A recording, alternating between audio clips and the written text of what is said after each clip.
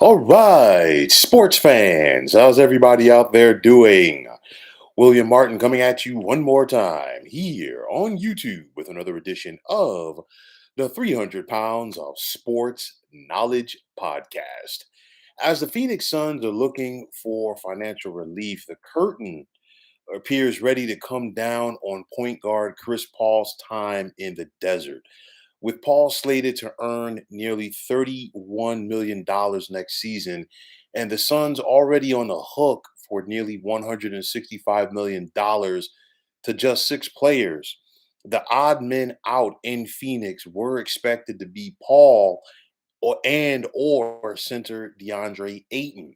Paul has been with the Suns for the past 3 years, and his most productive season came in 2021 when he helped Phoenix win the Western Conference for just the third time in franchise history.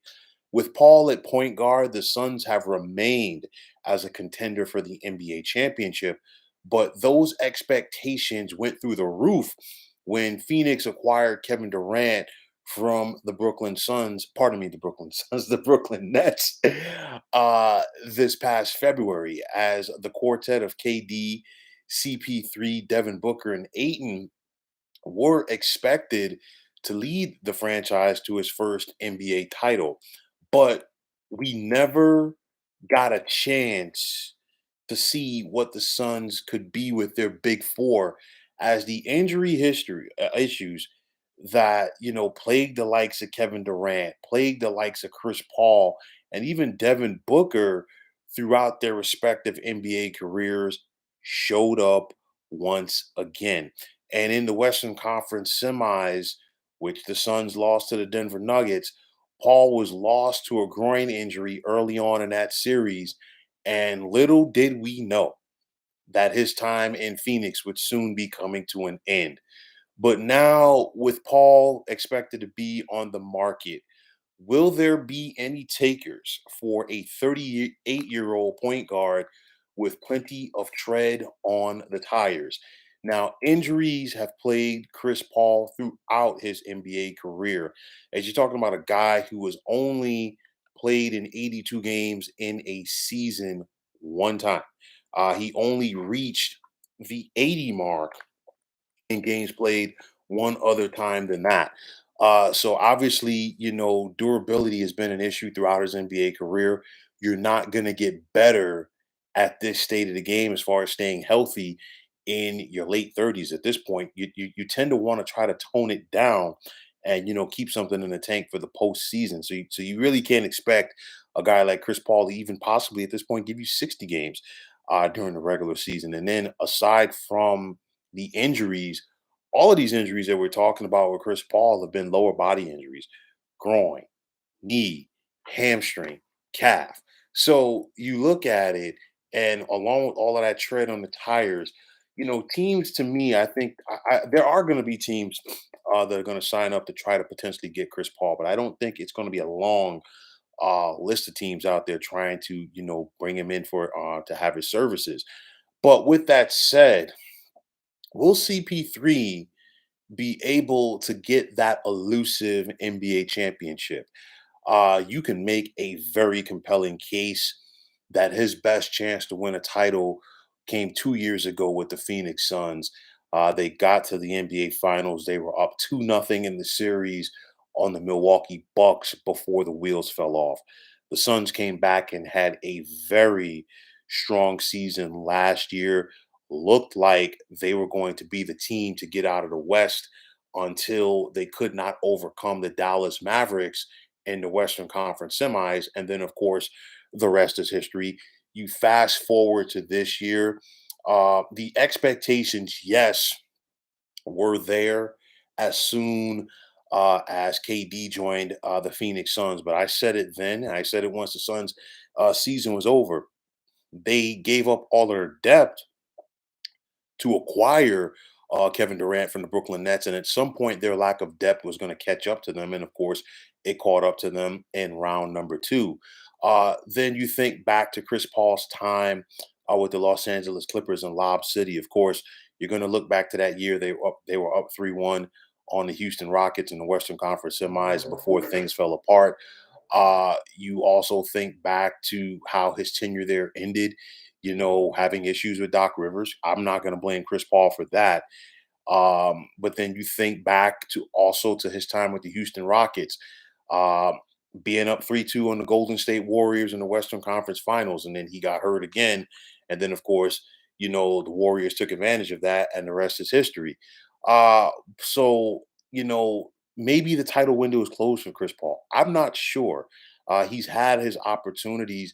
Maybe he gets one more shot with another team. We've got to wait and see. And for me, of course, the question is going to be what teams make the most sense for Chris Paul. And for me, I see two teams out there. I'm going to look at the Philadelphia 76ers if James Harden were to leave in free agency, because that could be a case where you could plug in a veteran point guard like Chris Paul to really facilitate and get things under control, if you will. There, you got a new head coach in Nick Nurse. Would CP3 and Joel Embiid, link hypothetically? And I'm just throwing that out there. If James Harden decides to leave town. Another team I want to talk about is the Dallas Mavericks. If Kyrie Irving decides to leave, or the Mavericks simply decide not to re-sign him. Uh, I say this because number one, the Mavericks did, like the Suns, did give up a lot to get Kyrie from the Brooklyn Nets. But then also, I think the Dallas Mavericks are at the point right now they're chasing something. And when I say that they're chasing something, they had Jalen Brunson in their fold. They let him leave, and now they saw how much this team took a step back this past season without him, while Jalen Brunson has not only flourished, but he's really become a household name with the New York Knicks. And in allowing him to leave, I think the Suns, or pardon me, the Mavericks rather, are going to be chasing something to try to get that back. So maybe they look at a guy like Chris Paul, and even though at this advanced stage of his career, maybe they feel like, you know what, he can give them some stability at the point guard position, but maybe he could be a guy to play off of Luka Doncic. I'm not sure. I'm just putting it out there again, hypothetically. Somebody is going to sign Chris Paul. I don't think he's going to get big dollars like he did in the prime of his career. No, he's 38 years old and he can't stay healthy. So, but with that said, I do believe that Chris Paul will be signed by a team this summer. Now, if the Suns, as expected, are waive Chris Paul, they will get some type of salary flexibility, not the whole 30 million, but they will get some flexibility, and that's what they need because, like I said, $165 million basically committed to six guys is going to be very difficult for you to go out there and fill your team. And at the end of the day, you need depth. And the Suns are committed to Devin Booker. They're committed to Kevin Durant. And if that's the case, and of course you brought in Frank Vogel as your head coach, you got to go out there and fill out a team around them in order to win the championship. So, I mean, the question is going to be is it the right move for the Suns to break this team up? At the end of the day, they have a new owner in Matt Ishbia, and he looks like a guy that wants results. I'll say this: we never got to see what the Suns could have been, especially with KD, Devin Booker, and Chris Paul, all three of them together.